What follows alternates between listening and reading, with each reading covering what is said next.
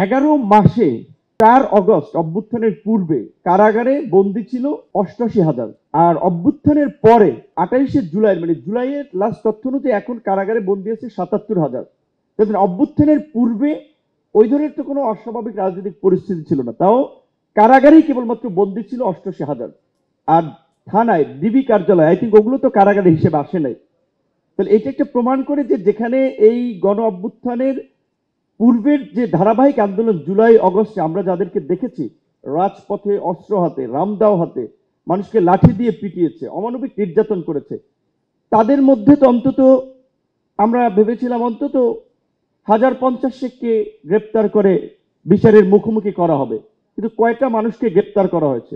বরঞ্চ এমনও দেখেছি যে গ্রেপ্তার করে অনেককে জামিন দিয়েছে। কারণ যেই আওয়ামী লীগ বা মুজিববাদের বিরুদ্ধে আপনারা মুজিববাদ মুর্দাবাদ বলে স্লোগান দিচ্ছেন, আপনাদেরই সমর্থিত সরকার কিংবা আপনাদেরই উপদেষ্টা পরিষদ, কারণ আপনাদের কলিগরা কমরেডরা তো উপদেষ্টা পরিষদে আছে, তারা একটা মুজিববাদ জিন্দাবাদ মানে জিন্দা মুজিববাদ রাজনীতিকে আবার নতুন করে চালু করতে চাচ্ছে। তো সেই জায়গা থেকে এটা তো পরিষ্কার, সবাই বলছে যে 11 মাসে বিচারের ক্ষেত্রে কতজন নেতাকে গ্রেপ্তার করা হয়েছে, কতজন আমলাকে গ্রেপ্তার করা হয়েছে? শুধুমাত্র কি রাজনৈতিক কর্মীরাই এই ফ্যাসিবাদের সাথে জড়িত ছিল কিংবা আমাদের উপর নিপীড়ন চালিয়েছে? এখানে সাংবাদিকদের একটা অংশ ছিল না, ব্যবসায়ীদের একটা অংশ ছিল না? সেই ব্যবসায়ীদেরকে আপনাদের কমরেডরা এবং আপনারা প্রোটেক্ট করছেন না? করছেন। কাজী সেই এজন্য বলছি যে সেই ক্ষেত্রে বিচারটা কিভাবে হবে? আমরা সবাই যদি লেকচার আর বক্তৃতা টেলিভিশন টকশোতেই বিচার চাই আর সংস্কার চাই, সংস্কার আজকে শুনেছি যে জুলাই ঘোষণাপত্র দেওয়া হবে আপনার 5 তারিখের মধ্যে। আমরাও বলেছি যে 5 তারিখের মধ্যে জুলাই ঘোষণাপত্রটা অন্তত দেওয়া উচিত, এবং ওইখানে যদি ওই ডিক্লারেশনে যদি বলা থাকে যে এই যে আপনার জুলাইয়ের আকাঙ্ক্ষা বাস্তবায়নে একটা ঐক্যমত্য কমিশন করা হয়েছে রাষ্ট্র সংস্কারের নিমিত্তে, তাহলে ওই আপনার জুলাই সনদটাও কার্যত প্রোক্লামেশনে এন্ডোর্স করা হয়।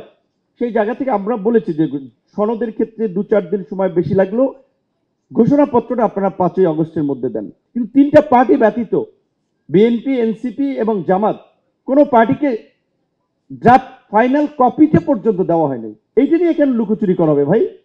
এটি কি লুকোচুরির বিষয়? এখানে তো সবার দেখে মতামত দেওয়ার বিষয় ছিল। তাহলে এই বৈষম্য বিরোধী আন্দোলন থেকে জন্ম নেওয়া একটা সরকার কিভাবে বৈষম্য করছে?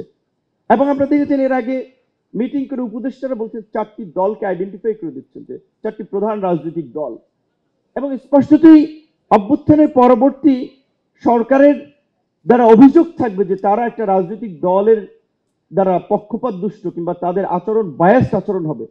তাহলে তাদের দ্বারা আমরা কিভাবে একটা আনবায়াস রিফর্ম, বিচার কিংবা একটা নির্বাচন পাবো?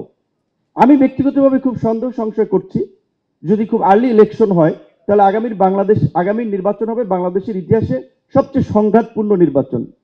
যদি আপনার এখনো যদি আমরা রাজনৈতিকভাবে অভ্যুত্থানের স্টেক হোল্ডাররা নিজেদের মধ্যে একটা কনসেনসাসে না পৌঁছাতে পারি, তাহলে বিচার বলেন সংস্কার বলেন খুব বেশি গতি পাবে না।